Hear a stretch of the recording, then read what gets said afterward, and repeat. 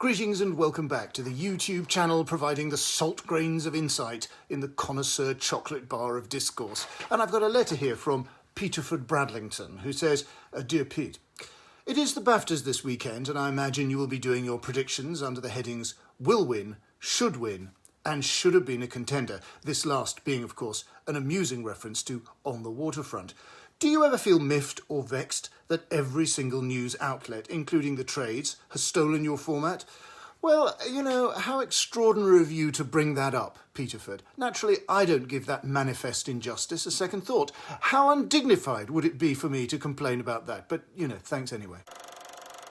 Screenwriters Brian Gatewood and Alessandro Tanaka have had big successes in the past in the world of comedy and satire, and now they have crafted Sharper, starring Julianne Moore and John Lithgow, with British TV director Ben Caron making his feature directing debut. It's a delectably enjoyable caper about fraudsters and Manhattan's super rich, a little like something by David Mamet, though without reaching the Mametian hard concrete floor of cynicism, or maybe Stephen Frears' sleazy drama The Grifters, based on the novel by Jim Thompson.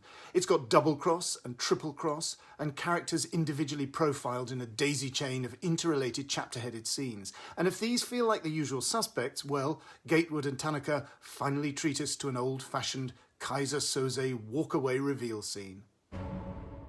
I always assumed my son would inherit all this. He doesn't have the fortitude. He's weak.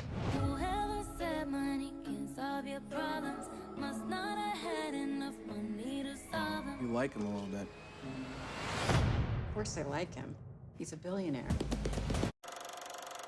The movie begins in a sleepy antiquarian New York bookstore. Gentle bibliophile Tom, played by Justice Smith, sits behind the counter reading Edgar Allan Poe and looks up alertly when a customer comes in. This is stylish 20-something Sandra, played by Brianna Middleton, who's after something by Zora Neale Hurston. They get to talking about her PhD in black feminist studies. He shyly asks her to dinner.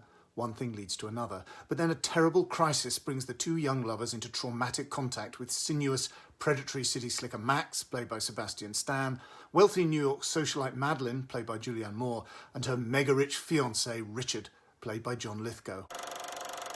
Movies about confidence trickery put a new spin on the old rule about playing poker.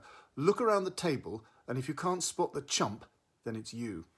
Watch a film about swindlers, and you may well think you can see the person who's being conned, but the film's entire narrative procedure, and much of its pleasure, relies on you, the audience, repeatedly submitting to being played, while in theory, you are the one with the wised-up crook's eye view, or cop's eye view, of what is actually going on. Like the luxury goods that in one scene we see getting stolen. The performances are out of the top drawer, and it's a great pleasure to see Julianne Moore on such good form. No one cries more needily and with more nakedly sinister intent than her. Stan is a smooth rodent of charlatanism, Middleton is a charmer, Lithgow has the wary poise of the fabulously wealthy, and Smith is naturally a darker horse than you think. The storyline's cheeky misdirections and trompe-l'oeil create a seductive kind of syncopation. It's sumptuously shot by Charlotte Bruce Christensen, who gives it a tasty bit of Brian De Palma-style flashiness. And if, in the final reel, you can sort of guess what's coming, well, that doesn't stop this from being a very smooth ride and a very classy piece of entertainment.